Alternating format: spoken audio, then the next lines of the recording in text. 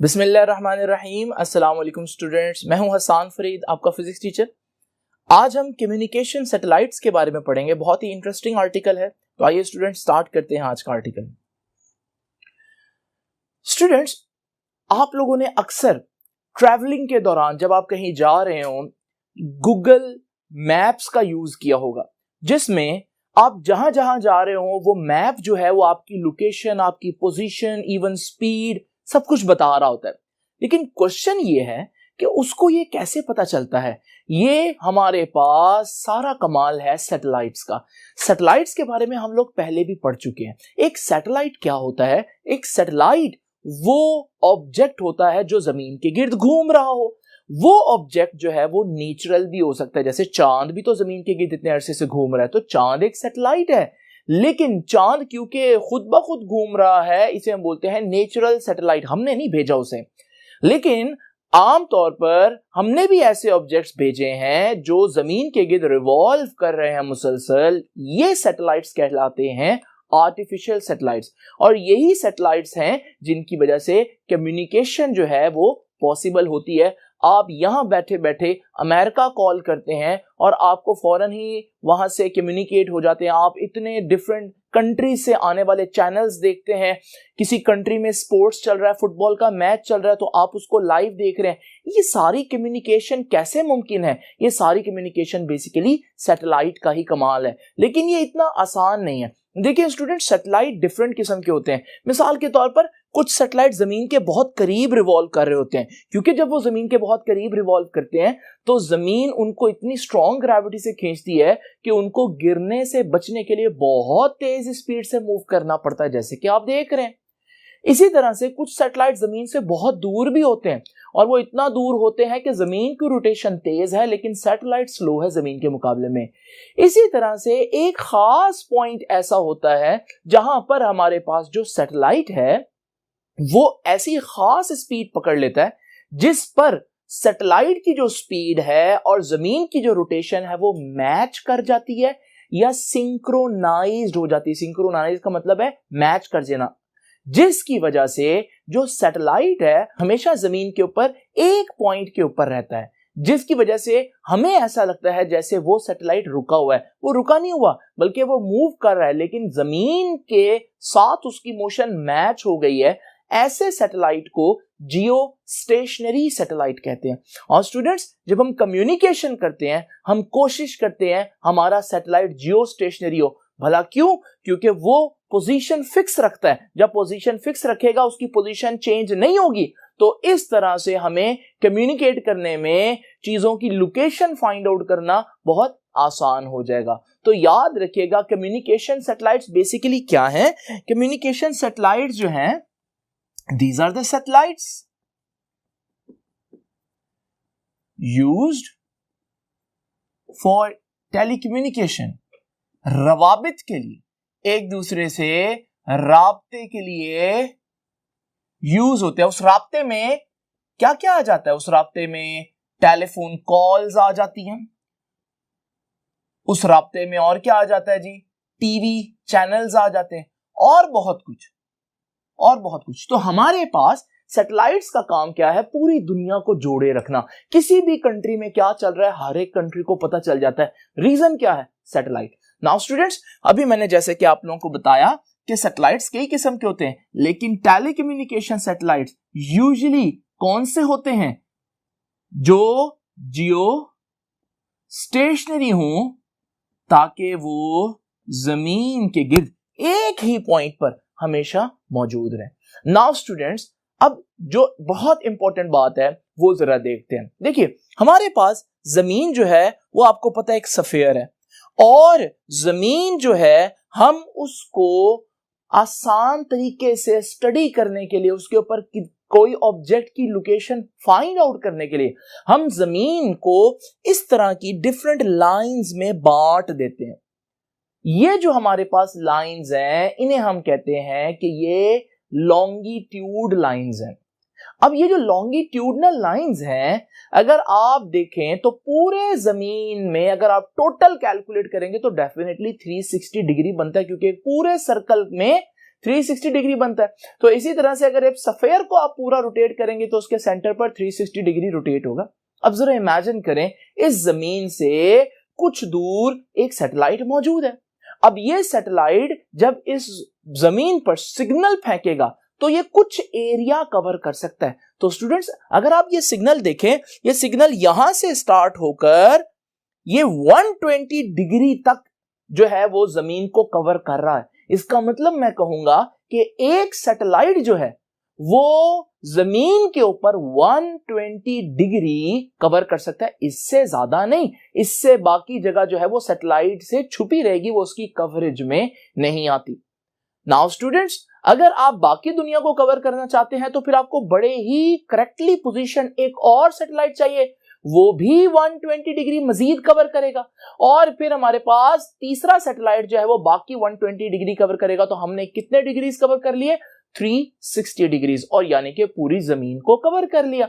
इसका मतलब यह हुआ स्टूडेंट्स कि हमारे पास 3 जियो स्टेशनरी सैटेलाइट्स पूरी जमीन को कवर कर सकते हैं, हर इंफॉर्मेशन ले सकते हैं, और वो 3 बड़े करेक्टली पोजीशनड होने चाहिए, क्योंकि हर सैटेलाइट 120 डिग्री लॉन्गिट्यूड कवर करेगा। तो 3 सैटेलाइट 360 यानी पूरी दुनिया की कवरेज करेंगे। तो स्टूडेंट्स, ये बात याद रखिएगा कि हमारे पास नया ऑब्जेक्टिव है कि 3 correctly positioned Jio stationary satellites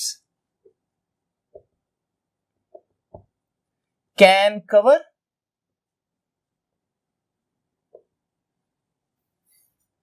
the whole earth, पूरी दुनिया को कवर कर सकती है। और स्टूडेंट्स, आपकी बुक में इस डायग्राम में वो लोकेशंस भी लिखी हैं, यूजुअल लोकेशन, जिनमें पैसिफिक ओशन है, इंडियन ओशन है और अटलांटिक ओशन है। तो ये हमारे पास थोड़ा सा आइडिया हो गया हमें कि किस तरह से पूरी दुनिया को ये जो हमारे पास सिस्टम है ये किस तरह से कवर कर रहा है। अब जरा देखते हैं स्टूडेंट्स कि बेसिकली ये जो जीपीएस है, यानी कि ग्लोबल पोजीशनिंग सिस्टम, आप अपने मोबाइल में भी देखते हैं जीपीएस है और जीपीआरएस है। ये जो जीपीएस है तो ग्लोबल पोजीशनिंग सिस्टम, पूरी दुनिया में किसी भी चीज की पोजीशन फाइंड आउट करनी हो तो आपको पता चल जाता है वो जीपीएस कैसे काम करता है। बेसिकली देखिए, आमतौर पर अगर आप अपने मोबाइल से यूज कर रहे हैं गूगल मैप तो आपको लगता है जैसे आपका मोबाइल डायरेक्ट सैटेलाइट से सिग्नल पकड़ रहा है।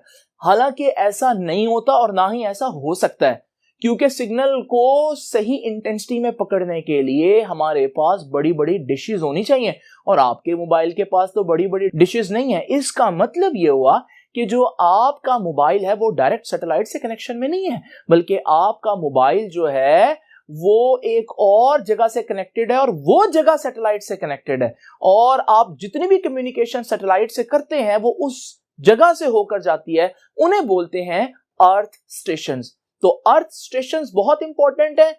अगर अर्थ स्टेशन ना हो तो कभी भी मोबाइल जो है वो डायरेक्ट सैटेलाइट से कम्युनिकेट नहीं कर सकता। और याद रखिएगा, जमीन के ऊपर there are almost 200 earth stations. जमीन के ऊपर 200 के करीब अर्थ स्टेशंस हैं डिफरेंट जगहों पर कम्युनिकेट करने के लिए। नाउ स्टूडेंट्स, अब कम्युनिकेशन के लिए डेफिनेटली सिग्नल तो भेजेगा कोई ना कोई, और वो सिग्नल जो है वो ऐसा सिग्नल होना चाहिए जो खला में से गुजर सके। साउंड तो नहीं गुजर सकती, तो साउंड नहीं यूज कर सकते। वो वेव्स जो वैक्यूम में से, स्पेस में से भी गुजर जाती हैं, आपको याद है उन्हें हम क्या कहते थे? Electromagnetic wave. जैसे लाइट है, सूरज से आने वाली रोशनी जमीन तक पहुंच रही है, इसका मतलब लाइट एक इलेक्ट्रोमैग्नेटिक वेव है, वो खला में से भी गुजर रही है। लेकिन सूरज पर होने वाले धमाके, जो कि बहुत बड़े एटम बम जितने धमाके हैं, हमें सुनाई नहीं दे रहे। इसका मतलब साउंड हम तक नहीं पहुंच रही, इसका मतलब साउंड वैक्यूम में से नहीं गुजर सकती। लेकिन हमारे पास जो लाइट है वो गुजर सकती, तो लाइट एक इलेक्ट्रोमैग्नेटिक वेव है। इसी तरह से आपके सैटेलाइट के सिग्नल्स जो हैं वो भी इलेक्ट्रोमैग्नेटिक वेव होनी चाहिए। लेकिन इलेक्ट्रोमैग्नेटिक वेव कई किस्म की होती हैं, X rays, gamma rays, visible light, infrared, हमारे पास डिफरेंट किस्म की जो है ना ये स्पेक्ट्रम है। लेकिन जो सैटेलाइट में यूज होती हैं, याद रखिएगा सैटेलाइट में यूज होती है माइक्रोवेव्स। ये माइक्रोवेव्स क्या होती हैं? माइक्रोवेव्स ऐसी वेव्स होती हैं जिनकी जो वेवलेंथ है वो 30 सेंटीमीटर से लेकर 1 मिलीमीटर के दरमियान में होती है। तो ये इनकी वेवलेंथ रेंज होती है। तो स्टूडेंट्स याद रखिएगा कि हमारे पास कौन सी वेव यूज होती है सैटेलाइट में? Microwaves are used in satellite for telecommunication। Communication के लिए सैटेलाइट और जमीन के राब्ता रखने के लिए कौन सी वेव्स यूज होती हैं जी? माइक्रोवेव। ये एक और इंपॉर्टेंट ऑब्जेक्टिव है। ये सारा ऑब्जेक्टिव का लेक्चर है हमारे पास, इसमें मैं मुख्तलिफ चीजें आप लोगों के सामने लेकर आऊंगा। नाउ स्टूडेंट्स, अगला क्वेश्चन जो आपसे पूछा जाता है वो कौन सा क्वेश्चन है? वो क्वेश्चन ये है कि हमारे पास व्हाई माइक्रोवेव्स आर यूज्ड। अच्छा स्टूडेंट, एक बात मैं भूल जाऊंगा, मैंने पहले भी वो लिखना भूल गया हूं, उसको लिख लीजिएगा। 3 correctly position geostationary satellites can cover the whole earth. लेकिन आपको एक सैटेलाइट का भी पता होना चाहिए। 1 satellite can cover 120 degree of longitude. वो जैसे मैंने भी एक्सप्लेन किया, बस मैं लिखना भूल गया था, इसको लिख लीजिएगा। तो मैं बात कर रहा था कि माइक्रोवेव जो हैं वो क्यों यूज की जाती हैं। माइक्रोवेव में 2 बड़ी जबरदस्त बात है। Number 1, they travel in a narrow beam, और मैं नैरो के साथ स्ट्रेट भी लिख देता हूं। देखिए स्टूडेंट्स, सिग्नल्स का स्ट्रॉन्ग होना बहुत जरूरी है। आपने कभी टॉर्च यूज किया होगा, टॉर्च की रोशनी आगे जाते हुए फैलती है जिसकी वजह से लाइट वीक होती रहती है, उसकी शिद्दत, उसकी इंटेंसिटी कम हो जाती है।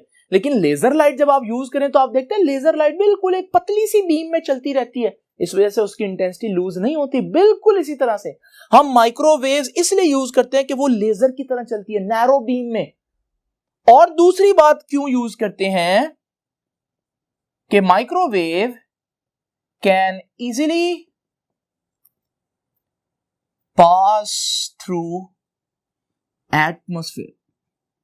याद रखिएगा, जो एटमॉस्फेयर है उसमें बादल भी आते हैं सैटेलाइट और जमीन के गिर्द, उसमें गैसेस आते हैं, उसमें बहुत सी ऐसी चीजें आती हैं जिनसे सिग्नल रुक सकता है या वीक हो सकता है। और सबसे जबरदस्त जो वेव गुजर सकती है एटमॉस्फेयर में से वो माइक्रोवेव है। तो अगर आपसे ये 2 नंबर का एक शॉर्ट क्वेश्चन है कि why microwaves are used in satellites, तो आप ये 2 बातें बताएंगे कि they travel in a narrow and straight path, और दूसरी बात they can easily pass through the atmosphere. Now students, एक बात जो बच्चे बहुत पूछते हैं और वो ये कि सर सैटेलाइट के अंदर इतने ज्यादा लैपटॉप्स होते हैं, इतना ज्यादा इलेक्ट्रिकल इक्विपमेंट होता है, मशीनरी होती है और बहुत सी चीजें होती हैं, वो सारी चीजों को पावर कहां से मिलती है? क्योंकि अब यहां से आप केबल्स तो भेजने से रहे कि तारें जाएं खला तक और वहां से इलेक्ट्रिसिटी जाए, वो इलेक्ट्रिसिटी कहां से प्रोड्यूस हो रही है? याद रखिएगा स्टूडेंट्स, हमारे पास किसी भी सैटेलाइट को जब आप देखते हैं तो उस सैटेलाइट के इर्द गिर्द ये 2 बड़े बड़े पर से नजर आते हैं। ये पर नहीं होते, ये सोलर पैनल्स होते हैं। इनका काम क्या होता है? ये अपना रुख हमेशा सूरज की तरफ रखते हैं, जिसकी वजह से हमेशा इलेक्ट्रिसिटी जो है वो प्रोड्यूस होती रहती है, और वो जितना भी इलेक्ट्रिकल इक्विपमेंट जो सैटेलाइट के अंदर होता है उसको जितनी भी एनर्जी चाहिए होती है वो वहां से पूरी होती है। तो ये बात भी आपकी बुक ने लिखी है कि सैटेलाइट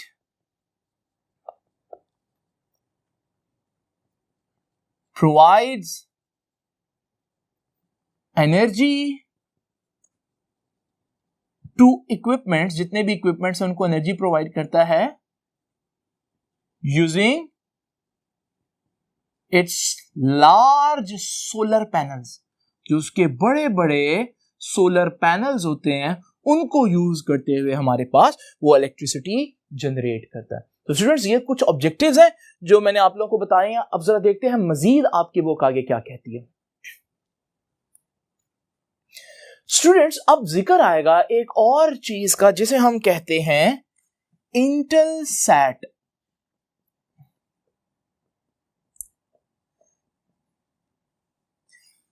स्टूडेंट्स, सैटेलाइट जो है वो किसी कंट्री से बिलोंग करता है। मिसाल के तौर पर अब हमारे पास एक इंडिया का सैटेलाइट है। अब ये जो इंडिया का सैटेलाइट है ये इंडिया की मलकियत है, उसकी प्रॉपर्टी है। इसी तरह से हमारे पास ये रशियन सैटेलाइट है, ये रशिया की प्रॉपर्टी है।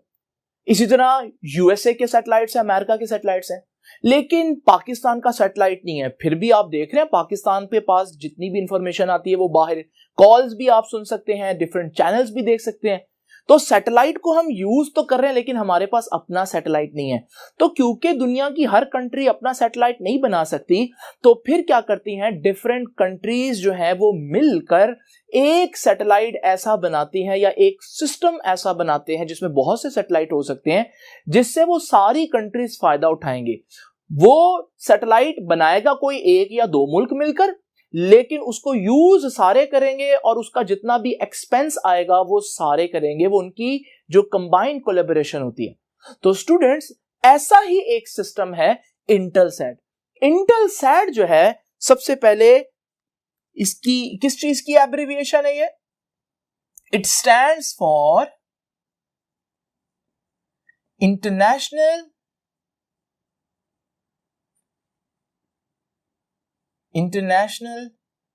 टेलीकम्युनिकेशन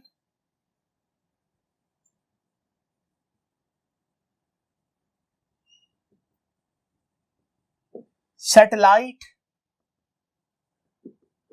ऑर्गेनाइजेशन, इंटेलसैट कहते हैं। इंटेलसैट बेसिकली अमेरिका की एक कंपनी है, लेकिन ये सैटेलाइट जो है वो सिर्फ अमेरिका की मलकियत नहीं होगी, बल्कि बहुत से मुमालिक मिलकर पैसा इकट्ठा करते हैं, फाइनेंशियल एड करते हैं, और फिर वो जो सैटेलाइट सिस्टम होता है वो उन सब का मुश्तरका होता है। ये सबसे बड़ा सिस्टम है इस वक्त। और याद रखिएगा, it is managed by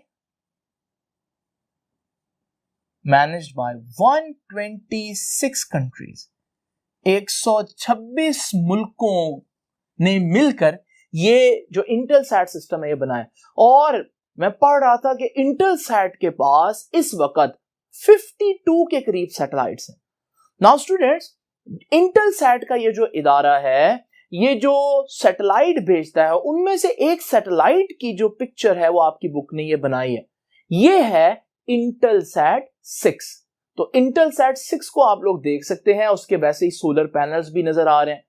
now students, Intelsat किन फ्रीक्वेंसीज पर काम करता है ये जानना भी आपके लिए जरूरी है। तो याद रखिएगा,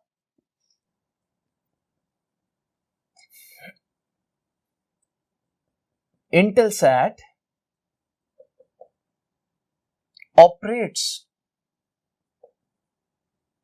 at frequencies 6, 4, 11 and 14 gigahertz. Giga किसे बोलते हैं जी? गीगा कहते हैं 10 raised to the power 9 को।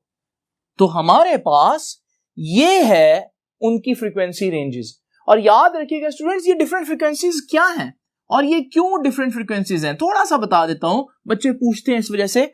देखिए, हमारे पास फ्रीक्वेंसीज को डिफरेंट रखना बहुत जरूरी है। अब होता क्या है, अगर आप सैटेलाइट से कनेक्शन कर रहे हैं, डाटा भेज रहे हैं सैटेलाइट को, इसे हम बोलते हैं अपलिंक। और अपलिंक की फ्रीक्वेंसी 4 गीगाहर्ट्ज होती है। और अगर सैटेलाइट आपको डाटा भेज रहा है तो वो उसी फ्रीक्वेंसी में नहीं भेजेगा, वरना तो डाटा मिक्स होना शुरू हो जाएगा, इंटरफेरेंस हो जाएगी। तो हम थोड़ी सी फ्रीक्वेंसीज डिफरेंट करेंगे जब हम डाउनलिंक करेंगे। जो डाटा आप भेजते हैं सैटेलाइट से नीचे, वो डाउनलिंक होगा और वो 6 गीगाहर्ट्ज होगा। तो ये हमारे पास डिफरेंट फ्रीक्वेंसीज इस वजह से होती हैं ताकि मिक्सिंग ना हो। उसके बाद स्टूडेंट्स, एक और बात जो बच्चे पूछते हैं वो है जी कैपेसिटीज की, जो आखिरी बात उन्होंने बताई है।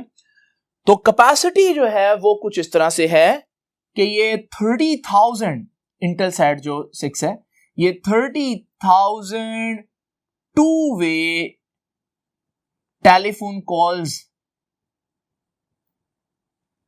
मैनेज कर सकता है और साथ 3 टीवी चैनल्स भी मैनेज कर सकता है। तो ये देखिए इसकी अच्छी खासी कैपेसिटी है।